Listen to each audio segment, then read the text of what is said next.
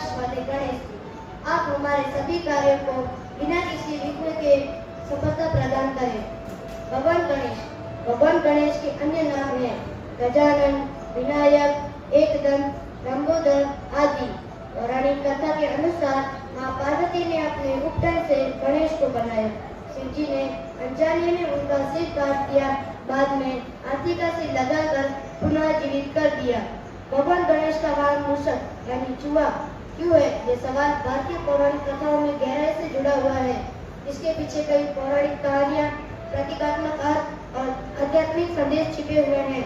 हम विस्तार से समझेंगे कि भगवान गणेश का वाहन मूषक ही क्यों है और इसका धार्मिक, दार्शनिक व सांस्कृतिक महत्व क्या है। मूषक को वाहन बनाने की पौराणिक कथा। पुराणों में एक कथा आती है कि एक समय एक बंदर था जिसका नाम करकचूंदर था। वो बहुत ही घमंडी था और दूसरों को नीचा दिखाने में उत्साह लेता था। एक बार उसने किसी ऋषि का अपमान कर दिया। उस ऋषि ने उसे श्राप दिया कि वह एक विशाल चूहा बन जाएगा। वह श्राप में चूहा बन गया, लेकिन उसका आकार इतना बड़ा हो गया कि वह गांवों, शहरों को नष्ट करने लगा। लोग परेशान होकर भगवान गणेश से प्रार्थना करने लगे। गणेश जी ने उस चूहे को अपने पास यानी फंदे में बांध दिया और वश में कर लिया। चूहा भगवान गणेश के तेज और पराक्रम से भयभीत हो गया और क्षमा मांगी। तब भगवान गणेश ने उसे अपना वाहन बना लिया। तब से मूषक भगवान गणेश का वाहन बन गया। मूषक का प्रतीकात्मक और दार्शनिक अर्थ। मूषक मन के प्रतीक के तौर पर मूषक को हमारे मन का प्रतीक माना गया है। चूहा बहुत चंचल होता है, जैसे हमारा मन।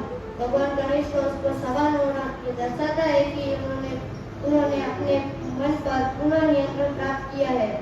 यह हमें सिखाता है कि बुद्धि को सर्वोच्च स्थान देना चाहिए और मन को नियंत्रण में रखना चाहिए। अहंकार और इच्छाएं। चूहा रात को चोरी छिपे भोजन करता है, छेद करता है, जैसे हमारी छुपी इच्छाएं और विकार। गणेश जी का मूषक पर सवार होना यह दर्शाता है कि उन्होंने अहंकार, वासना और विकारों पर विजय प्राप्त की है। छोटे का बड़ा महत्व। चूहा आकार में छोटा होता है, लेकिन उसकी गति तेज और समर्पित है तो वह ईश्वर का वाहन भी बन सकता है। अब मेरे मित्र विष्णु आपको भगवान गणेश के अनुभव के बारे में जानकारी देंगे।